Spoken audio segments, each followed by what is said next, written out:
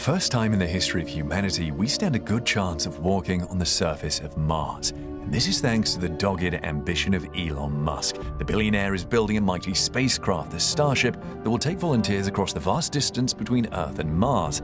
However, since the trip will take months in deep space, Musk's company SpaceX has to find a way to protect the travelers from the effect of microgravity during the duration of the journey.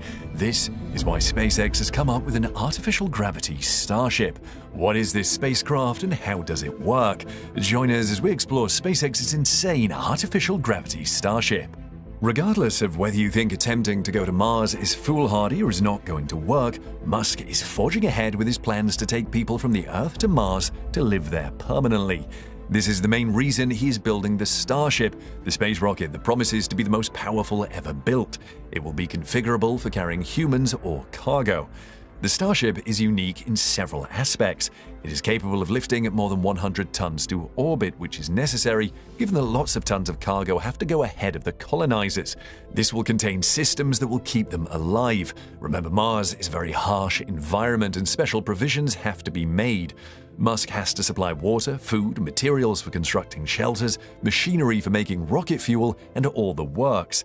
SpaceX has designed the Starship to consist of an upper and lower stage. At the point of separation, the lower stage, or the Super Heavy booster, will return to Earth, while the ship will proceed to Mars after refueling in orbit. To save on cost, both stages of the Starship are completely reusable. The booster returns to the land and is quickly checked out and prepped for the next flight. It will depend on about 30 Raptor engines for propulsion. The Raptor engines are designed and developed by SpaceX. The upper stage will also re-enter the Earth after each mission, with heat-resistant tiles protecting it from getting damaged by the heat produced. SpaceX plans to make about 1,000 of these Starships and launch at least 3 per day. This will allow Musk to quickly reach his goal of 1 million people on Mars. Of course, the Starship is not meant for Mars trips alone. NASA plans to use the Starship in its next mission to the Moon. The spacecraft will drop the astronauts on the Moon's surface and return them to orbit after they complete their missions. As a cargo carrier, the Starship is relatively simple to design. However, when the Starship is meant to transport people, some complications begin to show up. For shorter trips like to the Moon, SpaceX doesn't have to worry about these because this will last several days. However, going from Earth to Mars takes months and exposes the passengers to harmful radiation in the harsh environment that the Starship has to pass through. But of course, this particular problem can be fixed by putting shields on the Starship. But one other problem that is not easily solved is gravity. It is an issue that affects astronauts that are not going as far as Mars because they have to keep to a strict regimen of exercise while aboard the International Space Station.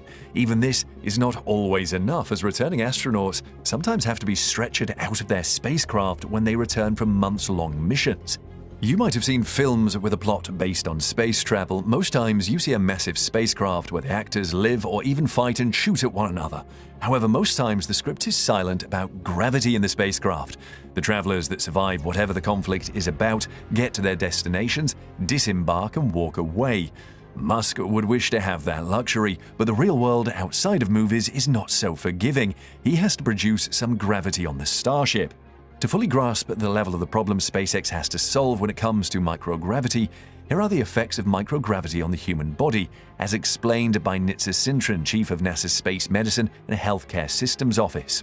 In microgravity, bone loss occurs at a rate of 1 to 1.5% a month, leading to an acceleration of age-related changes similar to osteoporosis.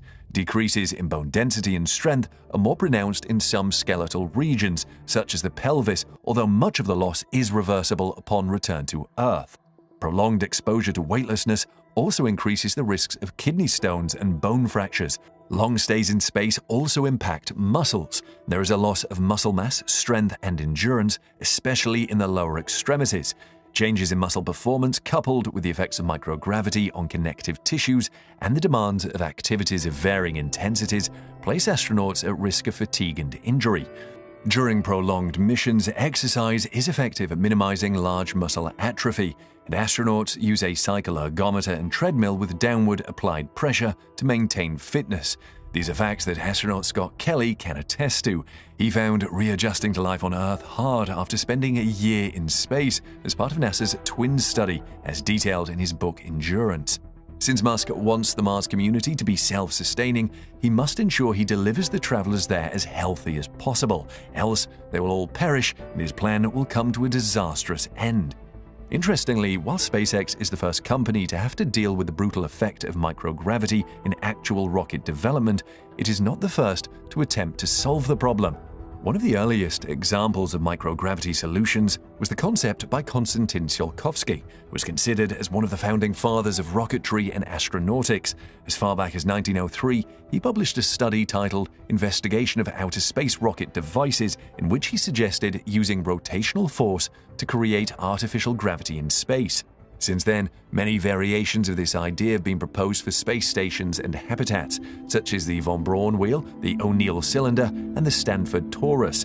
Some concepts are even being considered for development, such as NASA's Nautilus X space station, which would use a rotating torus to provide artificial gravity, or the Gateway Foundation's proposal for a commercial space station.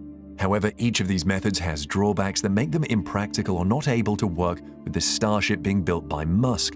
Some of them have very awkward shapes that will make launching difficult, others are too heavy to be practical, while some mechanisms will use too much fuel. Small Stars on YouTube has an excellent concept that will work well with SpaceX's flagship spacecraft. It uses a system of 3 starships that move together. The system consists of a payload starship that is flanked on each side by a passenger starship. The payload bay is filled with a truss that unfolds and deploys robotically, thus serving as the wheel's spokes. Each starship will be launched separately from the Earth, but once linked up, the passenger ships would swivel around to reorient themselves and fire their thrusters to impart momentum to the wheel. Once enough velocity was generated to simulate Earth normal gravity, which is 9.8 meters per second squared, or 1 g, the passenger ships would reorient themselves again to face inward towards the hub ship or the center payload starship. For the remainder of the journey, those aboard the passenger ships would experience the sensation of being pulled down thanks to the centripetal force created by the rotation of the wheel.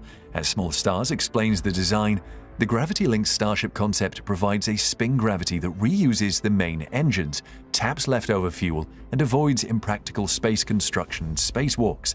The GLS is basically a hub ship, like the hub of a wheel. Instead of humans and cargo, the payload bay of the GLS is filled with a truss that can robotically fold out and lock into place, serving as the wheel's spokes.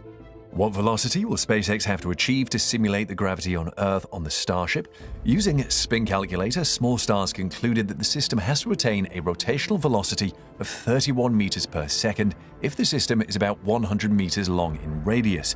This will produce the feeling of 1 g and make 3 rotations per minute. Small Stars also calculated that this method would use the smallest amount of fuel to start and stop the spinning and prepare the starships for landing.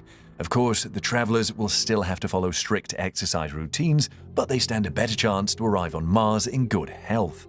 Let us know how you think SpaceX can produce gravity on the Starship on its way to Mars in the comments section below.